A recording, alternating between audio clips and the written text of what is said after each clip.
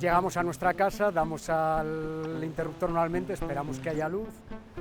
Hasta el lunes pasado no nos planteábamos que no fuera a ser así. Para que esto suceda es un engranaje de muchísimas piezas que tienen que funcionar. Tiene que haber energía para que nosotros consumamos, tiene que haber una generación para que nosotros podamos tener una determinada demanda. Es como, sí, vamos a arrancar el coche y no hemos echado gasolina. En ese sentido, en España, capacidad de generación hay de sobra. Hay como 2 veces y media más que la mayor demanda que ha habido nunca. Otra cosa es que esté disponible siempre porque haya sol, haya viento, haya agua. Hay un mercado, que se denomina el mercado diario, donde los productores ofertan lo que piensan producir para el día siguiente y se casa oferta y demanda en función de precio. No es solo precio y ya está, sino que tiene que pasar una validación técnica. El operador del sistema, que es Red Eléctrica, quien opera el sistema, que también hemos oído hablar mucho de ello estos días, tiene que validar técnicamente esa producción, el que vaya a haber en un momento dado, tanto a solar, tanto fotovoltaica, tanto nuclear, tiene que estar validado en función de que la red vaya a ser estable con ese funcionamiento y también vaya a ser estable si hay perturbaciones. El sistema eléctrico funciona obligatoriamente, esto es por ley, con lo que se denomina un criterio de seguridad, digamos N-1, que significa que cualquier elemento que falle del sistema no puede o no debería provocar ninguna incidencia en el mismo. Ese es el primer aspecto, que haya energía y una producción de una determinada forma. Bien, luego tiene que haber unos parámetros que se tienen que fijar, fundamentalmente frecuencia y tensión. Si hablamos de frecuencia, nuestra red es de corriente alterna 50 Hz en toda Europa y otros países en América que son 60 Hz, pero da igual, la que sea, se tiene que mantener. ¿Cómo se mantiene? Con la velocidad de giro de los grandes generadores, los generadores síncronos, son los que mantienen esa frecuencia. Y tiene que ser muy estricto. Son 50 Hz, se permiten pequeñas variaciones, décimas, y normalmente incluso menos. ¿Qué ocurre? Que esa demanda, que es lo que nosotros todos estamos en cada momento pidiendo a la red, va variando. Y además, otra característica es que tenemos muy poca capacidad de almacenamiento. Entonces, se tiene que estar produciendo lo que se demanda en tiempo real. Esta velocidad de los generadores se va manteniendo, pero ¿qué ocurre cuando hay una variación? Es como si nosotros vamos en el coche o en bicicleta, vamos manteniendo una determinada velocidad, dando pedales o pisando el acelerador, y llegamos a una cuesta. Pues si no damos más pedales o no pisamos más el acelerador, vamos a ir más despacio. Lo mismo, si de repente hay un desequilibrio y hay más demanda, los generadores tenderían a frenarse. ¿Qué provocaría? La frecuencia se reduciría. Al revés, llegamos y vamos a bajar una pendiente, o frenamos o nos aceleramos. Pues lo mismo, si sube la generación o baja la demanda, los generadores se acelerarían y la frecuencia aumentaría. La primera regulación es automática y es otro aspecto de los que se ha hablado mucho estos días, que es esto que se ha comentado mucho de inercial. ¿Qué pasa? Pues es como cuando paramos un poco antes de llegar al semáforo y el coche sigue rodando. Entonces, estamos hablando además de generadores que son enormes, no es un motor de un coche, son muy grandes, con lo cual tienen mucha inercia. Entonces, el primer ajuste es por la propia inercia. La fotovoltaica, como todos sabemos, es una placa, es decir, ahí no gira nada, eso no tiene inercia. Los generadores eólicos, cada generador es un generador pequeño, tienen muy poca inercia. Entonces, esa inercia es aportada por los grandes generadores, que son de las térmicas, nucleares, hidráulicas. Luego hay 3 niveles de control, el primero que es automático en cada central, que ahí es lo mismo, es como si pisamos más o menos el acelerador. En una central hidráulica pues se permite que entre más o menos agua, en una térmica que entre más o menos vapor. Y luego ya hay una consigna que se manda por área, a cada central de ese área, mete más aquí, mete menos, y luego hay un tercer nivel que es de todo el país. En nuestra casa tenemos una red, unos enchufes de 230 voltios. Cada red es de una determinada tensión. Esa tensión se tiene que mantener. Ahí se permite un límite un poco superior, o sea, no es tan estricto como la frecuencia, pero tampoco nos podemos ir mucho más allá. ¿Cómo se regula la tensión? También hay una regulación en los propios generadores, en este caso es electromagnética, pero una primera regulación también automática y luego también unos niveles de regulación, otro primero in situ y otros por área, tal, donde se va haciendo que la tensión en cada punto se mantenga en el margen marcado por el operador. Pero además, en este caso, se cuenta a lo largo de la red o en las grandes subestaciones, como por ejemplo aquí cerca tenemos la subestación de la Mudarra, donde hay una serie de equipos que desde el centro de control se pueden conectar o desconectar para subir o bajar la tensión. Todo esto está además protegido y protecciones que van a actuar, por ejemplo, si la tensión es muy alta, porque si la red, por la razón que sea, tiene una tensión muy alta y no actuamos, pues se nos pueden dañar los equipos y ahí ya no sería un problema de un apagón, es que reponer eso sería muy caro. Es uno de los aspectos que probablemente haya ocurrido, que una serie de protecciones han actuado, pero, como bien indica su nombre, para proteger. Por alguna causa, esa protección ha hecho bien, ha cumplido su función y ha desconectado.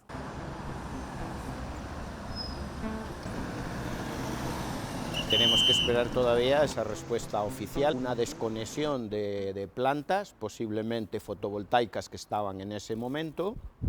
Esto ha provocado un bajón de la energía generada y automáticamente lo que provoca es una punta de arranque en el resto de generación que está soportando la suya más la que falta. Eso hace que se disparen las protecciones de los nodos de las subestaciones y es un efecto, esto que estoy contando en todo este tiempo, es en una cuestión de segundos provoca el colapso total del sistema. Tenemos un sistema, creo que bueno, prueba evidente es que a las 7 horas prácticamente se restableció todos los servicios básicos, no a todos a la vez, pero del país, servicios por lo menos los básicos de emergencias, hospitales y demás, pero evidentemente de este apagón tenemos que sacar mejorar. Tenemos en estos momentos 33 gigavatios de energía fotovoltaica conectada, de parques conectados. Más o menos estamos por un consumo en España de unos 26-27 gigavatios.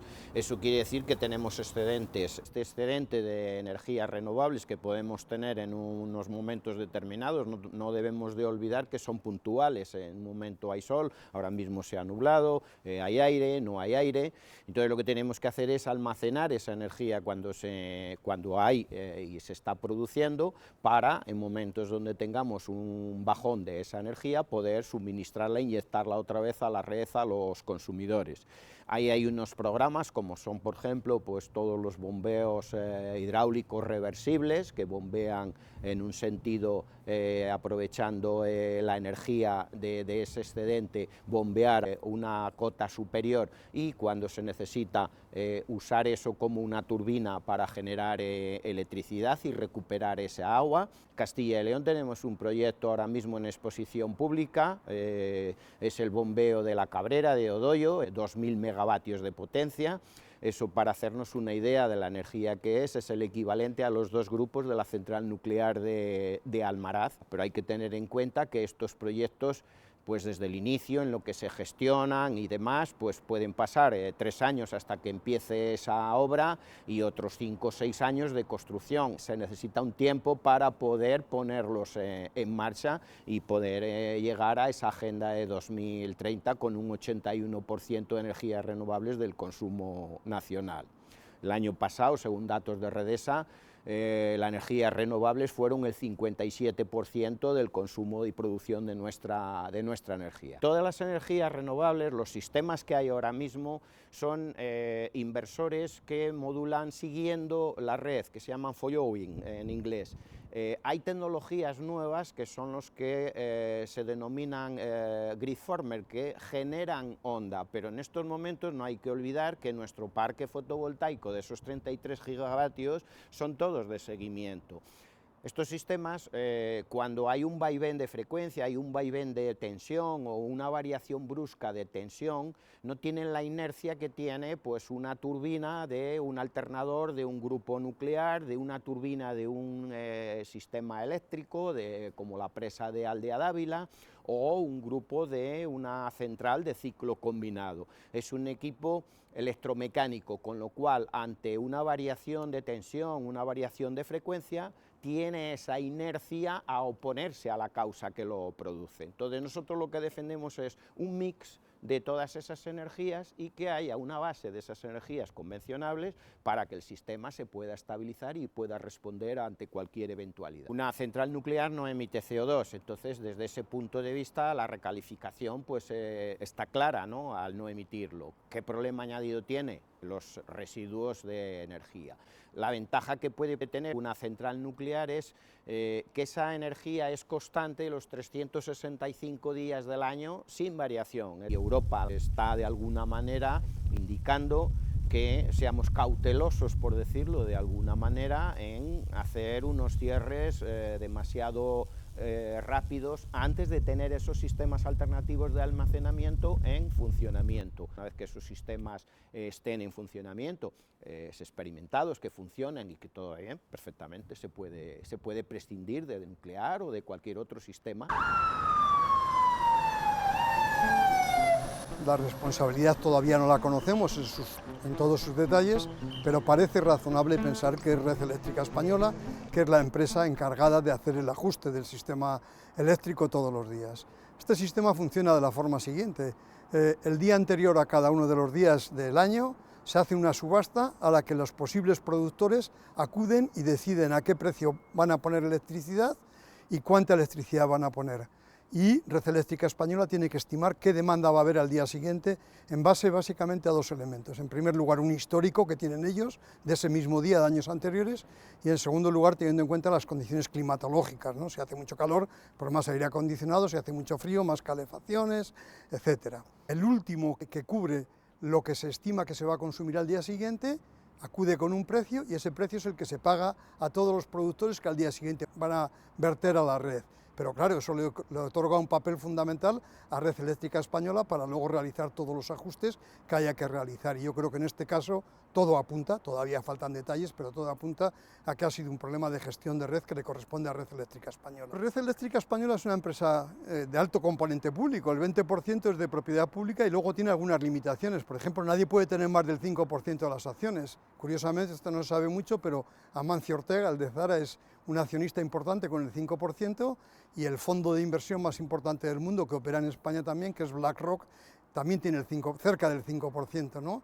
Pero, en cualquier caso, el carácter público es indubitable. O sea, la presidenta se nombra desde el Ministerio de Transición Ecológica y una buena parte de su consejo de administración también. Hay compromisos internacionales y de nuestro propio país, derivados sobre todo del problema tan serio que tenemos en el mundo de cambio climático, que el día del apagón se nos olvida, pero sigue estando ahí, que llevan a que las energías renovables tengan que adquirir un papel fundamental en el mix energético, como se dice ahora por parte de los expertos. Ahora bien, las energías renovables, mientras se llega a ese papel fundamental, tienen un problema importante, y es el de la estacionalidad. La eólica depende del viento y la solar depende del sol, entonces necesitan otras energías complementarias. Por tanto, hay que vigilar muy bien que esas energías complementarias sean capaces de suplementar a esas dos, que hoy en día no lo son todavía, lo son algunos días del año, pero en general no lo son todavía. Deben ser las principales protagonistas y casi únicas del sistema energético español. Todavía falta capacidad de almacenamiento muy importante, ¿no? Por ejemplo, en las renovables, que también podían tener más capacidad de almacenamiento en la hidráulica, pues hay sistemas de returbinado que no están casi desarrollados en España y que serían muy importantes, ¿no? Que por la noche, que la energía es excedentaria, se pueda volver a subir agua para que se fabrique durante el día. Entonces hay sistemas, lo que falta es, por una parte, voluntad política para ponerles en marcha, y por otra parte, ciertas resistencias empresariales y sociales. No olvidemos que los aspectos empresariales también son importantes. El precio se fija cada día en el pool del sistema ibérico, y de eso dependen las capacidades de generar beneficios que tienen sobre todo las grandes empresas productoras, porque aunque se ha dado algún paso, se dio hace ya tiempo el paso de separar la producción de la distribución entre las grandes productoras. A Iberdrola se le obligó a tener Iberdrola producción, pero también Iberdrola comercializadora, pues todos sabemos que esta separación es más efectista que efectiva. Siguen siendo los grandes protagonistas de este mercado. Mientras el índice de precios al consumo general ha subido un 2 y poco %, el índice de precios asociados a la energía eléctrica ha subido un 12,8%. Por tanto, lo que hay es claramente fuertes intereses económicos que tenemos que ser capaces socialmente de atemperar en primer lugar, de regular en segundo lugar y de hacer que sean mucho más sociales en tercer lugar. La energía nuclear tiene un problema de siempre, que es el problema de los residuos, que es un problema muy serio en todo el mundo y también lo es en nuestro país. Se iba a hacer un almacén temporal centralizado para todo el país, se ha desechado esa posibilidad a pesar de que se había elegido ya emplazamiento y ahora lo que hay son piscinas que, asociadas a cada instalación nuclear, pues van a mantener los residuos, pero todos sabemos que no es la solución. No viene mal recordar que en el año 2019 exactamente, las grandes centrales nucleares de España, las grandes empresas que son las dos, Iberdrola y Endesa básicamente, llegaron a un acuerdo con Enresa, otra empresa pública, en este caso concreto de residuos, por el cual se iba a avanzar en su desmantelamiento progresivo, que la vida útil de esas centrales nucleares no iba a sobrepasar en ningún caso los 40 años, porque, entre otras cosas, ellos también consideraban que no era rentable a partir de esa edad. Entonces, el protagonismo fundamental en toda esta etapa de transición deben adquirirle las centrales de gas de ciclo combinado, que también hay muchas en nuestro país, que también están sin uso una buena parte de los días del año y son las que deben de dotar de capacidad complementaria a las energías renovables, mientras estas adquieren el protagonismo fundamental y mientras se desarrollan sistemas de almacenamiento que pueden acabar de completar todo el ciclo renovable. Lo que se intuye que puede haber pasado, por lo menos que sin lo que venimos comentando, las protecciones en esas instalaciones han mandado desconectar, pues quizá porque la tensión haya sido muy alta, quizá porque no lo sabemos. Una falta de inercia, como se viene comentando, podría ser la explicación si hay un problema con frecuencia. Si hay un problema de tensión, no es tanto esa inercia. Hay otro factor a tener en cuenta y es que hay lo que se denomina los protocolos de operación que se establecen, son de obligado cumplimiento una vez que se establecen, está literalmente publicado en BOE, entonces sí que lo que quizá en mi opinión pueda ser es que esos protocolos de operación todavía no estén suficientemente adaptados a un mix como el que, por ejemplo, había el lunes de un 70% de renovables. Eso quizá pueda ser, más que ese problema inercial, que a lo mejor en otra situación ha ocurrido. Es decir, que igual lo que es la operación no está suficientemente adaptada a ese mix. Pero son conjeturas, sí que es muchísima información, más la de las redes de distribución operadas por los diferentes distribuidores en cada caso, entonces la información efectivamente es mucha y casar todo es complicado. Ahora, que si realmente hay un primer evento inicial claro, no se sepa, quizá también una conjetura es que hasta no tener una certeza 100% no quieran decirlo, pero que al 90 y muchos % sí que se intuya qué es lo que ha pasado. Pero efectivamente yo creo que ya en la situación en la que estamos, en esta época, en 2025, pues esperamos una respuesta más rápida en ese sentido, ¿no? Unas explicaciones más rápidas. Sí. Lo que se está hablando es de ideología en muchos casos. Entonces, bueno, yo creo que todo contribuye. Puede ser un problema de cambio de paradigma en el funcionamiento y que quizá no esté todavía interiorizado el funcionamiento así, con lo cual, en este caso, pues la respuesta rápidamente sería, pues no vamos a aventurarnos a funcionar de esta forma, vamos a ser un poco más conservadores.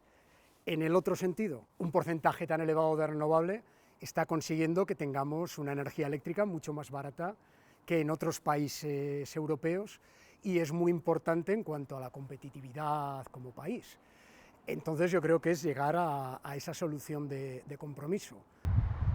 A nivel doméstico se puedan poner, eso siempre es bueno, todas las renovables son buenas y sobre todo porque ese consumo se realiza en el entorno, no tenemos que trasladarlo por unos cables y unas instalaciones, unos tendidos a otro lado. Si la respuesta del sistema es buena, se aprenderá de esto y supongo que si vuelve a ocurrir, que no es descartable, pudiera ocurrir, pues la respuesta será tan buena o mejor que esto. El mensaje evidentemente es de tranquilidad, se ha demostrado que los técnicos, el país, pues es capaz de volver a restablecer el servicio sin grandes problemas. No hay mejor energía que la que no hace falta producir. Por tanto, nuestros comportamientos deben ser bastante frugales, bastante austeros en materia energética, que yo creo que es un poco lo contrario de lo que hoy en día son. También desde el punto de vista individual, pues hay mecanismos de consumo colectivo o mecanismos de cooperación o de cooperativas o mecanismos individuales, las placas solares en el tejado de las casas, sobre todo de aquellas que puedan más fácilmente, que pueden servir. Pero hay otra reflexión que desde Castilla y León no podemos olvidar y que tiene que ver también con las energías renovables alternativas, con la eólica y con la solar fotovoltaica. Y es que en Castilla y León hay muchísima eólica y hay muchísima solar fotovoltaica. He estado mirando los permisos solicitados en el año 2024 por comunidades autónomas y seguimos siendo con mucha diferencia la que en el año 2024 tramitó más permisos para instalación de estas dos energías, sobre todo ahora de la solar fotovoltaica. Curiosamente, las comunidades autónomas de mayor consumo, Madrid, Cataluña, el País Vasco, prácticamente no tienen solicitudes ni siquiera de producción de energías alternativas y todos sabemos que son los grandes centros de consumo. Por tanto, para que haya un reequilibrio en España y para que haya un reequilibrio a favor de las zonas que estamos soportando las energías renovables, hace falta que a estas se les otorgue algún tipo de ventaja, en forma de canon en el sitio donde se instale, en forma de energía más barata para algunas empresas que necesitan mucho componente energético en el sitio donde se instalen, en alguna forma. Lo que no puede ser es lo de ahora, que algunos territorios hemos soportado históricamente con la hidráulica y hemos soportado históricamente también la nuclear en algunos casos, y además estamos soportando la eólica y la solar fotovoltaica y no tengamos ninguna ventaja para mandarla a los grandes centros de consumo. Es muy bueno para el país y es muy bueno para el medio ambiente y para la sostenibilidad que la producción de energías alternativas esté cerca de los grandes centros de consumo. Desde la docencia transmitimos a nuestros alumnos, cuando explicamos ingeniería eléctrica, lo primero, casi con que empezamos las asignaturas, es pensar lo importante que es el suministro eléctrico. ¿Qué haríamos si un día no llegamos? Pues está claro, y hoy en día con la dependencia de las comunicaciones que tenemos del móvil, mucho más. Entonces, efectivamente, hay una dependencia de nuestro estilo de vida que quizá pueda hacernos pensar. Por otro lado, el pensar que efectivamente ha fallado, pero que igual no suena bien decir que estábamos mal acostumbrados, que no habíamos tenido nunca. Evidentemente, esperamos en España hoy en día tener un buen sistema, en general yo creo que lo es, pero entonces, bueno, pues también el pensar que tenemos un buen sistema. Destacar lo importante que es la ingeniería eléctrica y que tenemos un poco de escasez de alumnos de ingeniería eléctrica frente a otras ramas de la ingeniería y animar a que, bueno, quien quiera aventurarse un poco de ingeniería, que contemple la ingeniería eléctrica, que puedo asegurar que no falta trabajo, que siempre va a estar ahí, que dependemos de ella y, bueno, que es muy interesante.